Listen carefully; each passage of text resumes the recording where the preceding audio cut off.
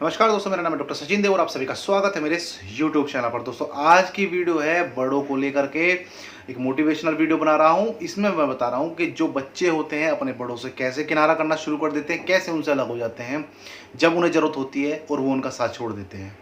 देखिए, सबसे बड़ी समस्या क्या है आज की डेट में कि आजकल के जो युवा हैं वो अपने संस्कारों से भटकते जा रहे हैं। वो अपने बड़ों की सेवा भाव, अपने बड़ों का सम्मान करना तो जानते ही नहीं हैं। और एक समय ऐसा आता है जब वो बुजुर्ग हो जाते हैं तो उनसे मतलब रखना ख़त्म कर देते हैं। अपना आप ड्यूटी पर जाएंगे, अपनी बीवी बच्चों में मिलेंगे, लेकिन आपका घर में जो बूढ़ा बैठा है उसे जाकर के आप नहीं पूछेंगे कि आपने खाना खाया पिताजी, आपने माताजी खाना खाया, नहीं खाया, आज आपका दिन कैसा गुजरा। नहीं, आप ड्यूटी से आए, आप अपने ऑफिस से आए, आप अपनी जॉब से आए, आप सीधे आए, अपनी बीवी से मिले, अपने बच्चों से मिले, आपने खाना खाया, आपने चाय पी, ठीक है। बट आप अपने बूढ़े माँ बाप को देखने उनके कमरे में नहीं गए। वो पूरे दिन अकेले बैठे रहे। हो सकता है आपकी बीवी भी उनके पास ना गई हो, आपके बच्चे उनके पास ना गए हों। तो फर्ज आपका है, आपके बीवी बच्चों का नहीं है, क्योंकि वो आपके माँ बाप हैं। वो सेवा करते हैं, आपके बीवी बच्चे आपके पिता की, माता की, अच्छी बात है। लेकिन नहीं करते तो आप ज़बरदस्ती नहीं कर सकते, क्योंकि वो तो दूसरे घर की हो गई आपकी वाइफ। आप तो उनकी खुद की औलाद हो भाई, आप तो खुद उनके बच्चे हो। तो ये किसे देखना होगा? ये आपको देखना होगा। लेकिन नहीं, आप ड्यूटी से आएंगे, टीवी देखेंगे, चाय पिएंगे, बस आपका नाश्ता पानी हो गया ना। आपको पूछ लेना आपके बच्चों ने। आप अपने बूढ़े माँ बाप को नहीं पूछोगे जा करके कि आप कैसे हो, आपकी तबीयत कैसी है, आपने गोली ली नहीं ली, कोई मतलब नहीं है। केवल अपने परिवार में घिरे रहेंगे। कोई फंक्शन होगा, कोई शादी होगी तो उन्हें छुपा देंगे। बूढ़े बुजुर्ग हैं, उन्हें छुपा देंगे, उन्हें बाहर लेकर नहीं आएंगे। क्यों? शर्म लगती है भाई। बूढ़े हैं, खांसते हैं, कपड़े अच्छे नहीं पहनते हैं। क्योंकि देखिए, जब बीमार हो जाता है, बूढ़े माँ बाप हमारे होते हैं, एक समय आने के बाद क्या होता है, उनकी इच्छा नहीं होती कपड़े बदलने की, कपड़े पहनने की, बार बार अनकंफर्ट फील करते हैं। तो उन्हें इस चीज़ से फ़र्क नहीं पड़ता है कि भैया आप कोई फंक्शन कर रहे हो तो हम नहीं, हमें भी पहनने पड़ेंगे। लेकिन हम क्या करते हैं, हम उन्हें लेकर ही नहीं जाते हैं।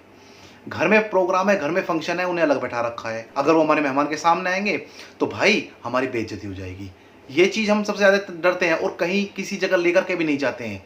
पिताजी खांसेंगे, पिताजी के बोलने का तरीका अच्छा नहीं है, वो कुछ गाली दे देंगे, कुछ ऐसा बोल देंगे, उन्हें सुनाई नहीं देता। ये सब ड्रामे करेंगे और उन्हें घर में ही बैठाए रखेंगे। और देखिए कितनी कमाल की बात है, जब उन्हें सुनना कम हो जाता है तो भाई आप उनसे ऐसे चिढ़ना शुरू कर देते हैं जैसे क्या हो गया, 10-10 बार चिल्ला चिल्ला कर बोलेंगे।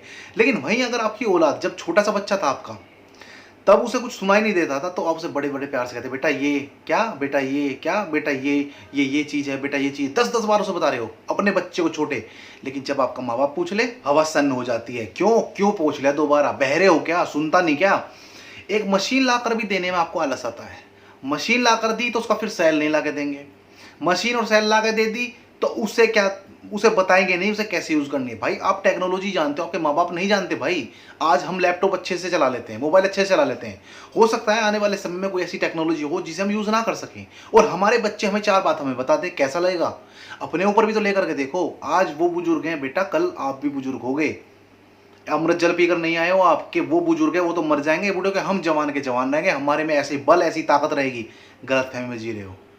अगर आज आप अपने माँ बाप का सम्मान नहीं कर रहे हो, कल को आपकी औलाद आपका सम्मान नहीं करेगी। शादी हो गई, अपनी बहू के, अपनी वाइफ के कहे में रहना शुरू कर देंगे। मैं ये नहीं कहता हूँ कि अपनी वाइफ की मत मानिए, मानिए।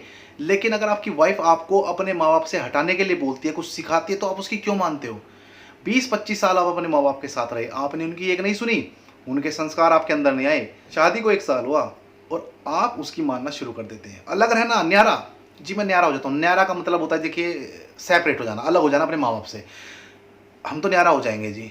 कमाल की बात है कि एक ही घर में अलग हो गए, कहने को अलग हो गए, खाना भी अपने माँ बाप के घर से लेके आ रहे हैं, वो सब चीज़ उठा उठा के अपने माँ बाप के घर से ले रहे हैं, लेकिन हाँ काम नहीं करेंगे अपने माँ बाप का। न्यारे हो गए ना हम।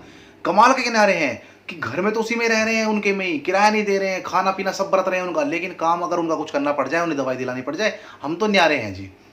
कमाल की बात देखिए। और जो दूसरे घर से एक औरत आ रही है, लड़की आ रही है, उसे भी ये सोचना चाहिए, आज मैं अपने पति को बूढ़े माँ बाप से अलग कर रही हूँ, कल को हमारी जो औलाद होगी वो भी हमें ऐसे ही छोड़ देगी, हमें ऐसे ही अलग कर देगी, हमें वृद्धाश्रम में भेज देगी।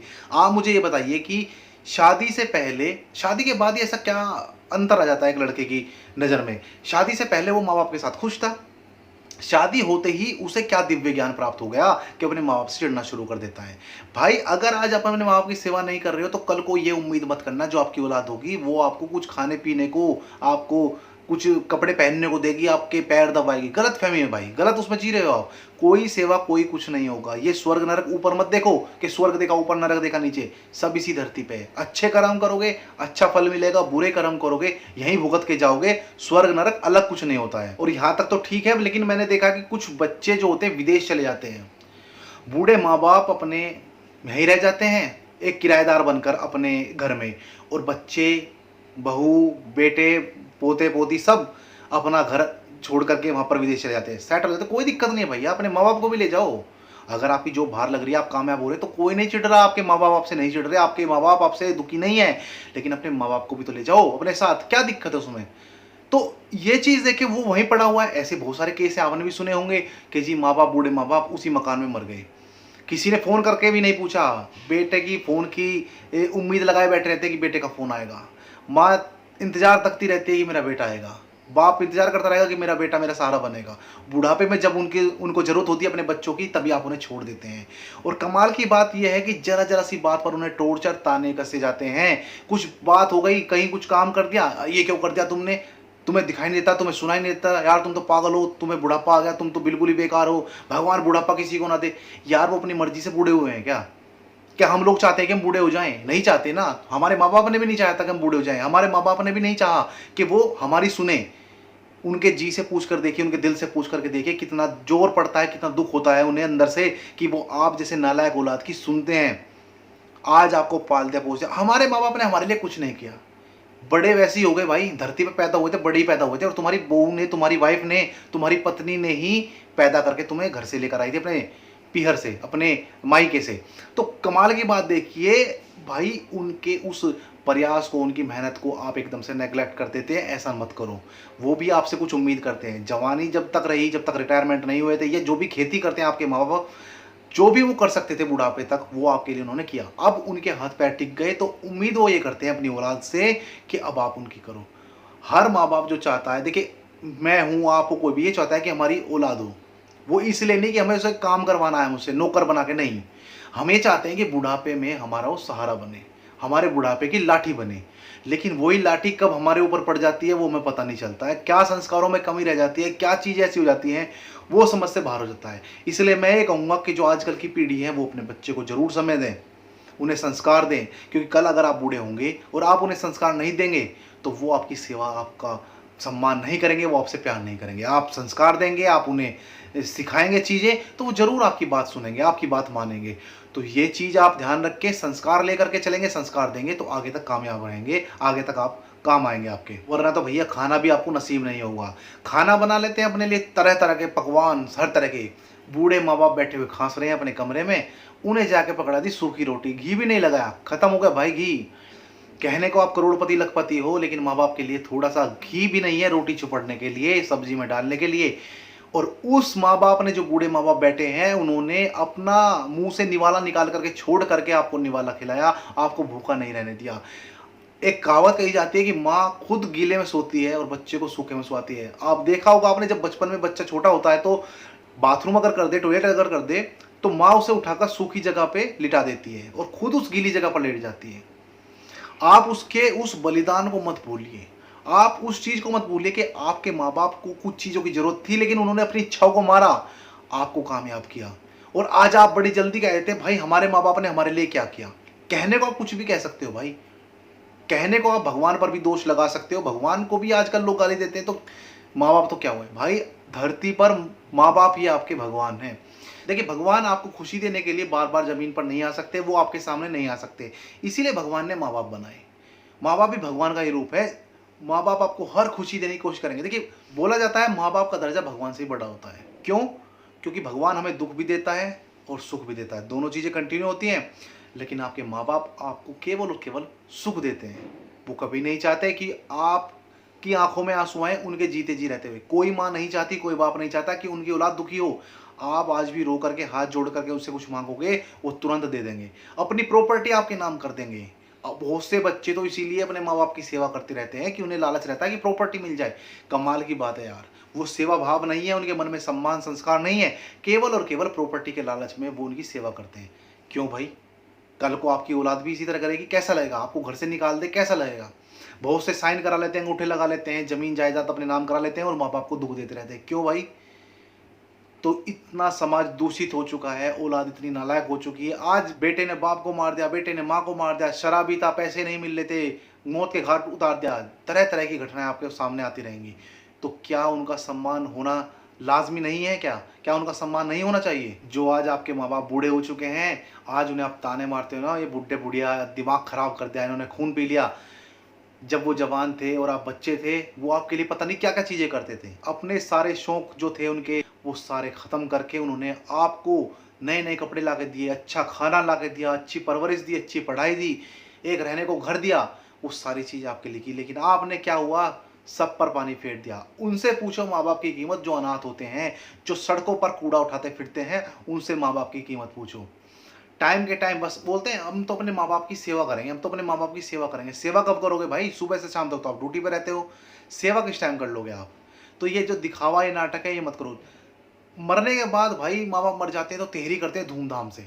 धूमधाम से तेहरी करेंगे, 50 लोगों को, 100 लोगों को, 200 लोगों को बुलाएंगे, फिर माइक लेकर के भाषण ऐसे देंगे जैसे कितना तुमने उपकार कर दिया अपने माँ बाप के ऊपर। 10 दिन सेवा करते हो और गुणगान ऐसे करते हो जैसे पता नहीं क्या कर दिया।